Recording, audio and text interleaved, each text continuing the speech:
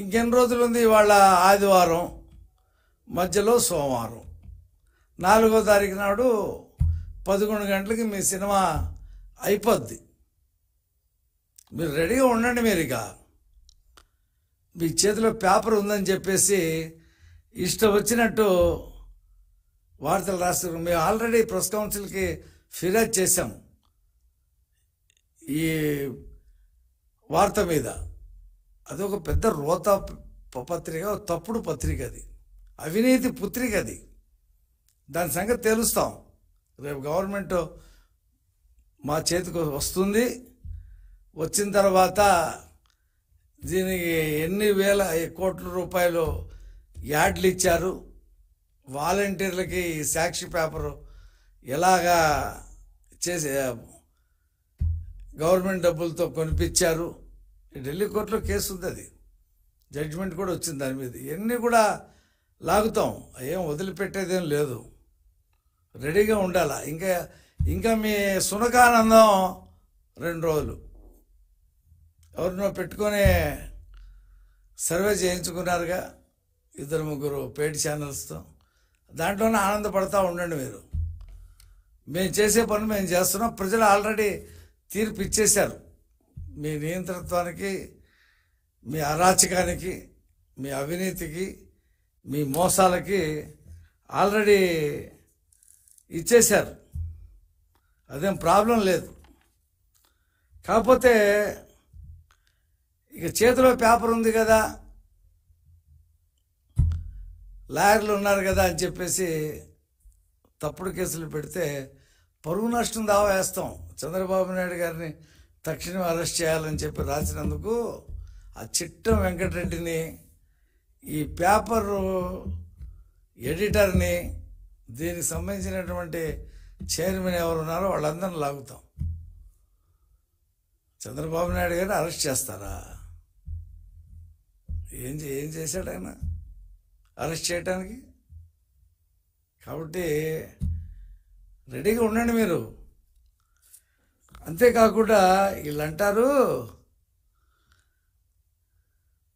అసలు కౌంటింగ్ నిలిచిపోయేలాగా పనిచేయండి మీరు అని చెప్పాడు చంద్రబాబు నాయుడు గారు. వైసీపీ ఏజెంట్లు భయపడిపోవాలా, వాళ్ళకి భయం కలిగేలాగా పనిచేయాలని చెప్పేసి అంట. ఎక్కడొచ్చాడు వెంకటరెడ్డి, లేకపోతే సజ్జల రామకృష్ణారెడ్డో ఇంకో రెడ్డో? మా మీటింగ్ 3వ ఫ్లోర్లో జరిగింది, మా పార్టీ ఆఫీసు. వీళ్ళు ఎక్కడైనా కింద దాక్కున్నారా? బెంచీల కింద వచ్చి దాక్కుని విన్నారా? చంద్రబాబు నాయుడు గారు వచ్చారా లేదా? అసలు మినిమం ఇన్ఫర్మేషన్ కూడా లేకుండా చంద్రబాబు నాయుడు గారు చెప్పాడని, అచ్చెన్నాయుడు గారు కూడా దాన్ని కొనసాగించారని చెప్పి రాయిలా. అంటే ఇక చంద్రబాబు అనే మాట ఇక అది ఎలా ఉందంటే వణుకు వచ్చేస్తుంది, వెన్నులో వణుకు. ఎందుకంటే ఈ 5 సంవత్సరాలు వాళ్ళు చేసినటువంటి దౌర్జన్యాలు, దాడులు, హత్యలు ఇవన్నీ కూడా తలుచుకొని ఇప్పుడు రేపు పొద్దున మన పరిస్థితి ఏంటి? ఇప్పటికే చాలామంది విశాఖపట్నం, శ్రీకాకుళం, విజయనగరం ఉన్నవాళ్ళు అటుపడి కలకట, భువనేశ్వర్ పోతున్నారంట. ఆల్రెడీ అక్కడ హోటల్స్ బుక్ చేసుకున్నారు. ఇక్కడ ఈ విజయవాడ, గుంటూరు ఇటు పక్క వాళ్ళంతా కూడా హైదరాబాద్ వెళ్ళిపోతున్నారంట. అక్కడికి రేపు 4వ తారీఖుకి అక్కడికి చేరుకుంటారంట. ఇక ఇటు ఒంగోలు, నెల్లూరు వాళ్ళు మెడ్రాస్ వెళ్తూ ఉన్నారు, చెన్నై.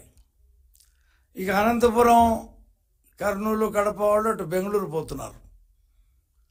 ఏదో 9వ తారీఖు నాడు ఏదో హోటల్స్ బుక్ చేసేసారు, విమానాలు బుక్ చేసామన్నారు. ఏమీ అక్కడ కనిపించట్లా.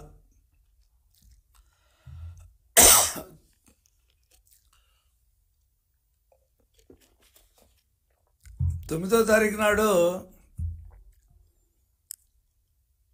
చంద్రబాబు నాయుడు గారు ముఖ్యమంత్రిగా అమరావతిలో ప్రమాణ స్వీకారం చేయటం ఖాయం. విశాఖపట్నంలో కూడా జగన్మోహన్ రెడ్డి ప్రమాణ స్వీకారం చేస్తాడు. ఎలాగా ప్రతిపక్ష నాయకుడుగా అవి కూడా వస్తాయో తెలియదు, వస్తే ప్రతిపక్ష నాయకుడుగా విశాఖపట్నంలో వీళ్ళు చెప్పిన ముహూర్తం ప్రకారంగా అక్కడికి వెళ్ళి ఆ బీచ్లోనూ ఎక్కడో ప్రమాణ స్వీకారం చేస్తాడేమో. మరి పేటీఎం బ్యాచ్ అంతా అక్కడికి వెళ్తారనుకుంటా ఆ ప్రమాణ స్వీకారం చూడటానికి. అదే జరిగేది, ఇక అంతకు మించి జరిగేదేం లేదు. ఖబర్దార్, ఒళ్ళు దగ్గర పెట్టుకోండి. పేపర్ ఉంది కదా అని చెప్పి ఇష్టం వచ్చినటువంటి వార్తలు రాస్తే ఊరుకునేది లేదు. 4వ తారీఖు తర్వాత మీకు తత్వం బోధపడుద్ది కదా, అప్పుడు మేము తీసుకునే చర్యలకి రెడీగా ఉండండి. అందులో ఏమీ సందేహం లేదు.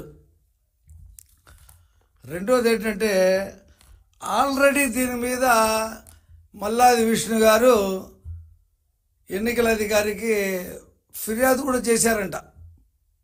మరి ఏం ఆధారాలు ఉన్నాయో, ఏ ఆధారాలతో ఫిర్యాదు, ఈ చిట్టం వెంకటరెడ్డి చెప్తా ఉన్నాడు.